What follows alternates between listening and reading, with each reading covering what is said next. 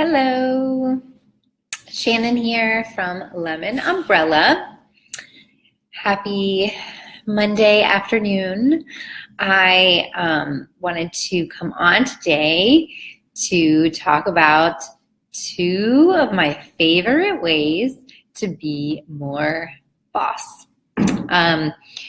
In conversations that I had last week with a bunch of really inspiring boss babes and women leading really cool companies, a couple of things kept popping up again and again.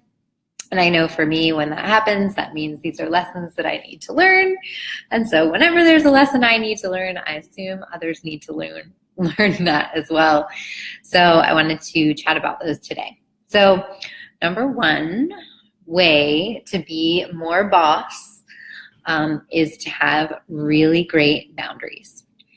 And this is something that I know I really have to work on. And I know a lot of the clients that I work with have to work on. And it's about saying no, about protecting your energy. And I think it can be really hard to have really great boundaries when you are a person that really cares about people. And when you are a person that likes to help people, especially if you're in the business of helping people, sometimes boundaries can be challenging. So what was coming up last week with one of my clients was she was feeling really drained and exhausted and feeling like a lot of people were needing things from her. Hey, CEO. This client was feeling like a lot of people were needing things from her all of the time, and that was causing her to give a lot of energy and therefore feeling really tired.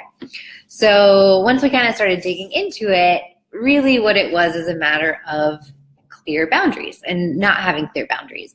So what was great for her is her business is growing. She's gaining a lot of visibility. So that means people are really excited about what she's doing. And that means they're really attracted and want to work with her or want something from her.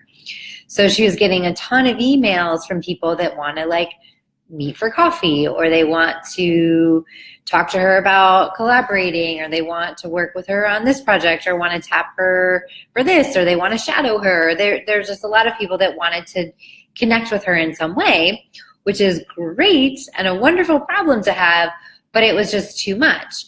And so it wasn't just the saying no part, but it was also the energy around feeling guilty about saying no.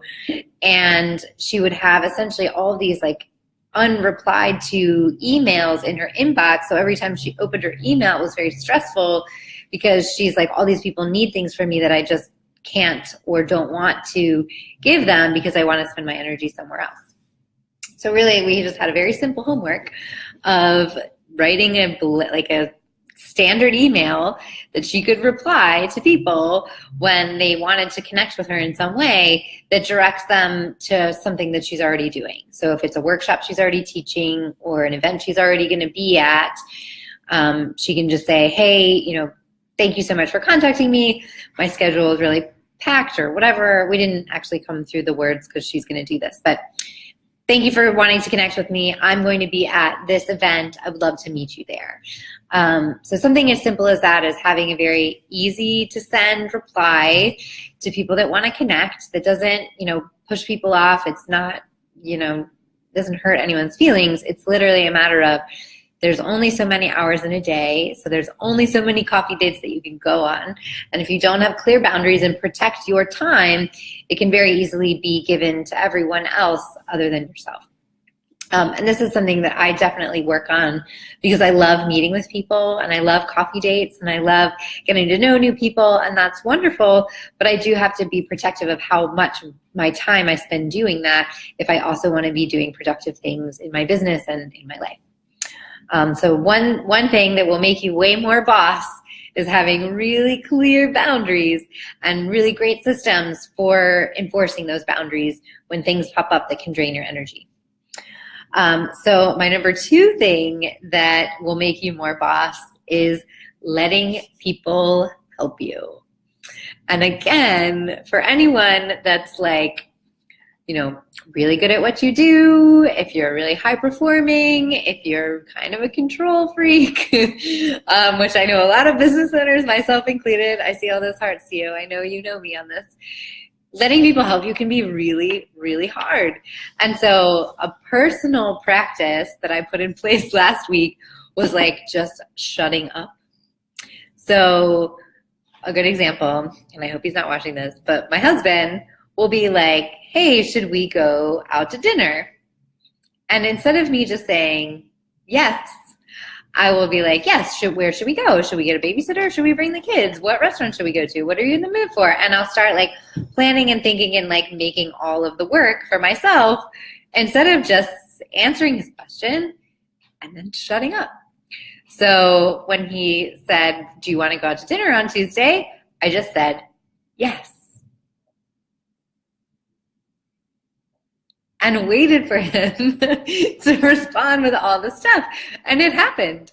And so that like got me thinking, like, how many times a day am I doing that? Like, how often is someone like popping up a little suggestion and then I'm like totally taking over and planning and coordinating and like being the boss of the things? Now, don't get me wrong, like I love being the boss and I love like, making plans and being the lead on stuff, but I don't have to do it all the time. I don't have to do it with every single thing that comes up.